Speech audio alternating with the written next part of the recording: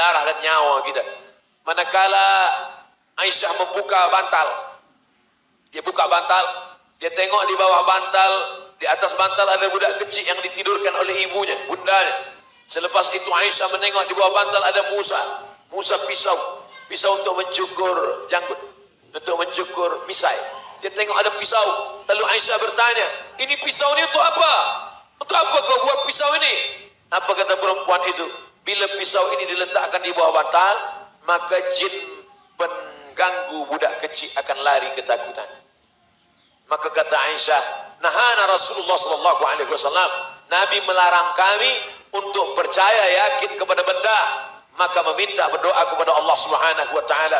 A'udzu bikalimatillahi tammati min kulli syaitani wa hammati wa min kulli 'ainin lamma. Bismillahilladzi la yadurru ma'a ismihi syai'un fil ardi wa la fis sama' wa huwas samiul 'alim. Dulu ternyata pada zaman Nabi pun, pada zaman Aisyah radhiyallahu anha pun, mereka percaya bahwa jin takut dengan pisau kecil. Sekarang kita nak letakkan apa? Nak letakkan pisau besar. Jin-jin sekarang pun tak takut lagi dengan pisau. Dulu katanya jin takut dengan bawang. Sekarang bawang dah habis, dia masak semua dah. Oleh sebab itu maka yang membangkitkan ketakutan ini, di mana letak takut dalam hati? Takut itu datangnya dari mana? Daripada Allah. Allah yang memberikan ketakutan kepada makhluk-makhluknya. Kalau hati dipenuhi rasa takut, maka jin dan setan pun akan takut. Kalau hati sudah penuh dengan rasa takut kepada Allah, maka jin, hantu dan setan pun akan takut kepada manusia itu. Mana buktinya? Buktinya tak lain tak bukan adalah Sayyidina Umar ibn al-Khattab. Apa kata Nabi sallallahu alaihi wasallam? Masalaka Umar fajjan qattu. Kalau Umar lalu di suatu jalan, illa salaka syaitanu fajjan ghaira fajjika. Kalau Umar lalu di suatu jalan, maka setan akan lalu di jalan yang lain. Begitulah setan takut. Suatu ketika dulu pada masa pemerintahan gubernur Mesir bernama Amr bin As. Amr bin As melihat orang-orang Mesir di Kairah menghanyutkan, mereka letakkan rakit di atas sungai Nil, mereka dudukkan anak gadis yang paling cantik, mereka buatkan gelang, rantai, subang, mereka berikan perhiasan-perhiasan, lalu kemudian mereka hanyutkan di sungai Nil. Gubernur Mesir bernama Amr bin As bertanya, apa yang kamu lakukan ini wahai orang Mesir? Apa kata orang Mesir? Ini untuk menjamu sungai Nil. Sebab bila tidak kita hanyutkan sungai Nil ini anak gadis, maka nanti air akan surut, kering. Kalau sudah air surut dan kering, tanaman gandum akan mati. Kalau tanaman gandum mati, maka kita semua di Mesir ini akan mati. Amr bin As melarang, jangan, perbuatan kamu ini syirik, sebab kamu minta kepada jin, hantu dan setan penjaga sungai Nil. Lalu kemudian orang Mesir berkata, pilihan kita dua wahai gubernur, wahai Amr bin As, kita buat ini, sungai akan naik, atau kita diam, kita akan mati. Pilih mana? Amr bin As pun terdiam. Lalu dia buat surat, dia kirim kepada Khalifah Amirul Mukminin Umar ibn al-Khattab di kota Al-Madinah Al-Munawwarah. Ila Amirul Mukminin, kepada pemimpin orang beriman Umar ibn al-Khattab, ini di Mesir ada tradisi menghanyutkan anak gadis di sungai Nil. Bila ini tidak dibuat, nanti air Nil tidak naik. Kalau air Nil surut kering, maka kami semua di Mesir ini akan mati. Maka kemudian Amr bin As mengirimkan surat itu. Surat itu dibalas oleh Umar bin Khattab. Dia masukkan surat kecil di dalam envelope yang besar, lalu kemudian sampai kepada Amr bin As. Kata pembawa surat, wahai Amr bin As, masukkan surat Umar bin Khattab ini ke sungai Nil. Amr bin As bertanya-tanya dalam hati, apalah agaknya isi surat Umar bin Khattab itu. Lalu kemudian dia buka, dia baca isinya. Min Abdillah, dari hamba Allah. Dia tak berkata dari Amirul Mukminin Umar bin Khattab. Dia katakan min Abdillah, dari hamba Allah. Ila Nahrin Nil, kepada sungai Nil. Ya Nahran Nil, wahai sungai Nil, in kunta tajri min qibalillah fajri. Kalau engkau mengalir dari Allah, kalau mengalir karena Allah, kalau engkau memang makhluk Allah, fajri, mengalirlah engkau karena Allah. Fa illam tajri, kalau engkau bukan makhluk Allah, maka tak usah kau mengalir sampai hari kiamat. Lalu kemudian Amr bin As memasukkan surat itu ke sungai Nil. Esok pagi dia tengok naik air sungai Nil 16 jengkal naik ke atas. Kisah itu diceritakan oleh Imam Abul Fida Ismail Ibnu Katsir yang menulis tafsir Ibnu Katsir dalam kitabnya bernama Al-Bidayah wan Nihayah. Al-Bidayah awal sejarah, wan Nihayah akhir sejarah. Kalau nak baca buku sejarah, bacalah kitab Al-Bidayah, kerana ini kitab tertua tentang sejarah sampai kepada masa kehidupan Ibnu Katsir abad ke-8 Hijrah. Mazhab dia Syafi'i, baik sekali, semazhab dengan kita, mazhab Syafi'i. Apa maknanya? Bahwa yang betulkan pertama adalah akidah. Bila ada orang yang meminta kepada setan, meminta rezeki kepada makhluk, ada orang mengatakan ini masalah akhlak. Ini bukan masalah akhlak. Ini adalah masalah yang pertama, akidah. Kenapa Ustaz berpanjang lebar bercerita tentang masalah akidah ini? Karena krisis masalah kita bukan masalah ekonomi, bukan masalah politik, bukan masalah umat. Masalahnya adalah masalah akidah. Orang kalau akidahnya baik, maka masyarakat akan baik, maka negara akan baik, kerajaan akan baik, umat ini pun akan baik. Dari mana datangnya kebaikan? Dari akidah yang benar. Maka insya Allah anak-anak cucu kita ajarkan akidah Ahlus Sunnah wal Jamaah. Bukan akidah Ahlul Bid'ah, bukan akidah ahlu yang keluar daripada sunnah Rasulullah sallallahu alaihi wasallam. Dari tadi ke bawah saya pandang jam supaya waktu tak habis. Saya start tadi dari pukul 9.30, insya Allah finish berakhir 10.30. Pertama, akidah. Selepas akidahnya baik, barulah ibadah. Maka Nabi SAW bercerita tentang haji. Bila haji? Haji bukan di Makkah. Haji nanti di kota Al-Madinah Al-Munawwarah. Bila haji diwajibkan? Tahun ke-6. Haji diwajibkan ke tahun ke-6. Tapi Nabi baru melaksanakan ibadah haji tahun 10. Oh, kalau begitu boleh haji ini kita tunda. Nabi dulu, kita sekarang jangan. Man lahu sa'atun, siapa yang punya rezeki tapi dia tak nak pergi haji, mata mitatan jahiliyah, matinya mati jahiliyah. Mudah-mudahan tuan-tuan yang sudah ada kemampuan berangkat, kita doakan bersama pergi haji insyaallah. Walillahi 'alan nasi hajjul bait, Allah mewajibkan haji. Puasa, apakah mereka dulu di kota Makkah Al-Mukarramah ada puasa? Tak ada puasa. Bila puasa ini diwajibkan? Ya ayyuhalladzina amanu kutiba alaikumus shiyam kama kutiba alal ladzina min qablikum la'allakum tattaqun. Tahun kedua hijrah barulah ada puasa. Bayar zakat, selama di Makkah tak ada mereka bayar zakat. Bila mereka baru bayar zakat? Setelah di kota Al-Madinah Al-Munawwarah. Maka bila ada jamaah kita, jiran kita, sahabat kita, satu office dengan kita, dia tak pernah bayar zakat. Awak kenapa tak bayar zakat? Saya belum hijrah lagi. Dia masih masa Makkah lagi. Maka tak ada alasan. Sebab kita bukan hidup pada zaman Nabi, kita hidup selepas Nabi. Maka kita tetap melaksanakan bayar zakat, kita tetap melaksanakan salat. Tapi salat sudah ada di Mekah, Ustaz Abdul Samad, betul.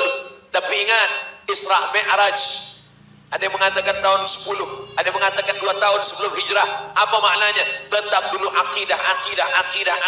Kenapa disebut dia tauhid? Satu.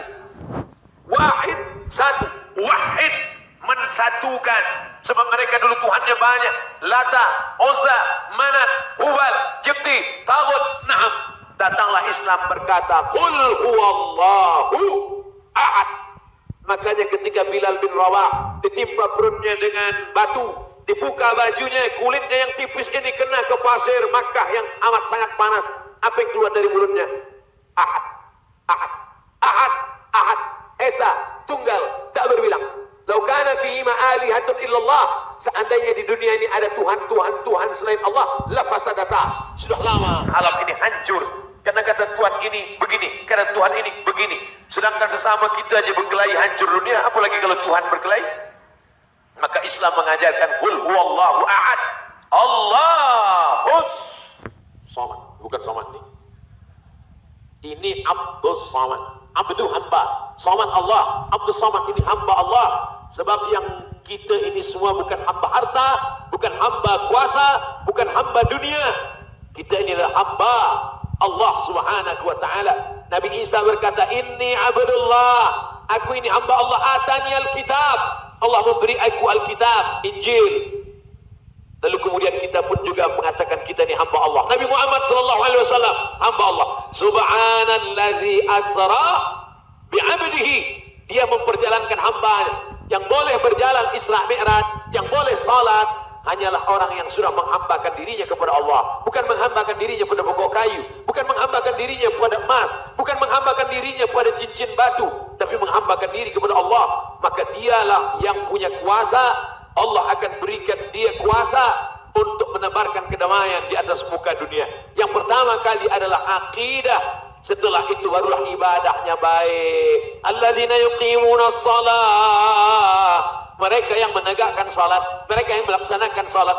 Tapi baca pangkal ayatnya, walladzina yu'minuna bil ghaib, percaya kepada yang gaib. Malaikat yang mencatat, malaikat yang menulis, malaikat yang mencatat amal kita gaib. Yang sudah pernah menengok malaikat, coba angkat tangan. Tak ada yang pernah menengok malaikat.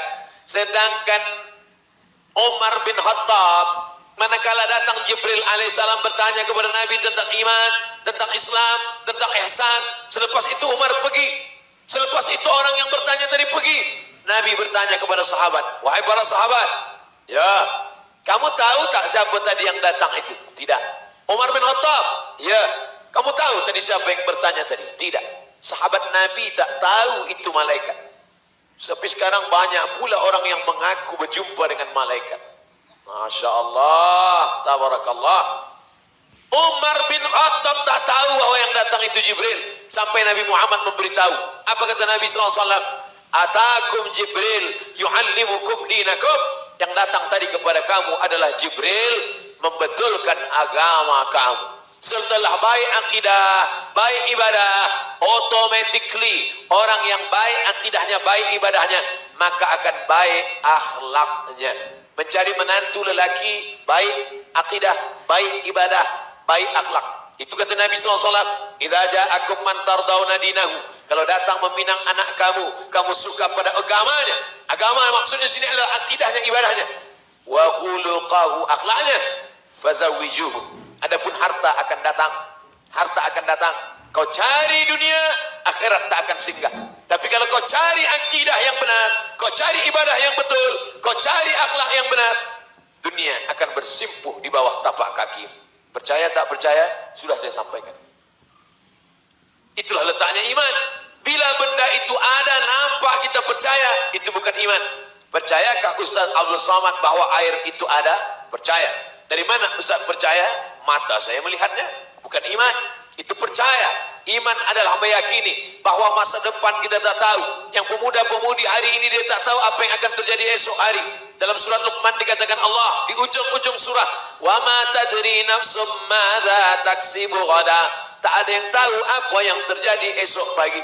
Wa ma tadri nafsum bi ayyi ardin tamut. Tak ada yang tahu di bumi mana dia akan mati. Keyakinan kita tentang masa depan itu adalah iman. Setelah baik akidah, islahul akidah, baik ibadah, islahul ibadah, baik akhlaknya insyaallah. Mana contohnya? Malam ini saya sedang berhadapan dengan orang-orang yang baik akidahnya, baik ibadahnya, dan baik akhlaknya insyaallah. Yang tak baik ibadahnya ini siapa? Ustaz Somad berbicara di depan orang tua, bicara di depan pemimpin, suaranya menggelegar. Kalau gitu kita lembutkan suara. Jamaah sekalian, marilah kita perbaiki akidah. Jadi saya berbicara suara keras ini, dalam Al-Quran dilarang bersuara keras-keras. La tarfa'u aswatakum fawqa sautin nabi. Jangan kamu bersuara kuat-kuat di atas suara Nabi. Sekarang ayat itu ditulis di atas makam Nabi. La tarfa'u aswatakum fawqa sautin nabi. Jangan kamu bersuara kuat-kuat di atas suara Nabi. Ini suara Abdul Somad ini sudah berkali-kali lebih kuat daripada suara Nabi. Untuk apa? Bukan ada niat takbur, niat sombong, bukan. Ini semata-mata hanyalah untuk menyampaikan dakwah-dakwah. Banyak ustaz-ustaz lain, badan dia tegap, muka dia tegap. Abdul Somad semua kecil, suara aja besar. Suara ini yang dipakai. Mudah-mudahan suara ini dapat menolong di hadapan Allah Subhanahu wa taala. Maka yang paling utama adalah akhlak. Innama bu'istu, aku diutus ke atas dunia ini liutammima makarimal akhlak, kesempurnaan akhlak, akhlakul karimah. Selepas baik islahul fardi, pribadi-pribadi syakhsiahnya orang-orang yang sudah baik, baik akidahnya, baik ibadahnya, baik akhlaknya, Barulah orang-orang baik tadi disatukan. Ada orang baik namanya Abu Bakar, ada orang baik namanya Umar, ada orang baik namanya Utsman, ada orang baik namanya Ali, ada orang baik namanya Hudzaifah bin Yaman, ada orang baik namanya Abdullah bin Mas'ud, ada orang baik namanya Hamzah bin Abdul Muttalib, ada orang baik namanya Asma, ada orang baik namanya Zubair bin Awam, ada orang baik namanya Sa'ad bin Abi Waqqas. Orang-orang baik ini mesti disatukan dalam sebuah community. Alhamdulillah. Malam ini orang-orang baik sedang berkumpul di tempat yang paling baik. Dalam ibadah yang paling baik, berzikir dengan Allah. Dalam community yang baik. Makanya saya selalu mengajak. Mari, banyak orang yang baik kalau sendirian. Masa sendirian dia baik. Tapi kemudian ketika bersama, menyikut ke kiri, menyikut ke kanan, menanduk ke depan, menyipak ke belakang. Kalau ada manusia macam ini, sabar-sabar saja. Nanti Idul Adha, kita selesaikan. Bila kita sanggup menjadi pemimpin, majulah ke depan. Bila kita tak mampu, ikutlah di belakang. Jangan diletakkan di belakang menanduk, diletak di depan menyipak ke belakang. Orang Melayu paham? Boleh paham? Tak paham nanti saya jelaskan. Apa maknanya? Idza kuntum salasatan fi safarin. Kalau kamu ada 3 orang melakukan perjalanan musafir, falyu'ammiruhum ahadahum, hendaklah salah satu dari kamu mengangkat menjadi pemimpin. Nabi Muhammad SAW bukan dia diangkat sebagai pemimpin berdasarkan musyawarah kerana tidak menerima musyawarah, tapi ini diangkat oleh siapa? Yang melantik dia siapa? Allah Subhanahu wa ta'ala. Tapi manakala Nabi Muhammad SAW meninggal dunia, berkumpullah sahabat datang dari kalangan muhajirin. Apa kata orang muhajirin? Kami mengangkat pengganti Nabi adalah Abu Bakar. Kami mengangkat pengganti Nabi Muhammad sebagai pemimpin Madinah adalah Umar. Datang pula orang Madinah, Ansar. Kami mengangkat melantik pengganti Muhammad SAW bukan sebagai Nabi, tapi sebagai pemimpin adalah Sa'ad bin Ubadah. Masing-masing mereka punya calon, punya bakal pemimpin. Lalu kemudian mereka berdebat. Inilah parlimen pertama di atas muka bumi, di atas dunia. Sebab dulu ketika meninggal Sahinsah, raja yang ada di Persia, mereka melantik anaknya bernama Buran, seorang perempuan. Tapi manakala Nabi Muhammad SAW, Nabi tak meninggalkan surat, tak ada wasiat. Lalu kemudian sahabat berkumpul di Saqifah Bani Sa'idah. Apa kata Abu Bakar Siddiq? Apa kata Umar bin Khattab? Aku pernah mendengar Nabi Muhammad SAW bersabda, "Nahnu ma'asyir al-a'immah min Quraisy." Pemimpin diangkat dari golongan Quraisy. Dengan hadis ini, maka kalahlah Sa'ad. Sebab Sa'ad tak Quraisy. Naiklah Umar. Tapi rupanya Umar juga tawaduk, rendah hati. Aku rasa tak layak. Siapa yang diangkat Nabi menjadi imam salat manakala Nabi sakit? Abu Bakar Siddiq. Maka Abu Bakarlah yang dilantik. Berbaiatlah semua sahabat. Ubayyuka, aku membaiat engkau wahai Abu Bakar Siddiq menjadi khalifah, pemimpin pengganti Rasulullah sallallahu alaihi wasallam.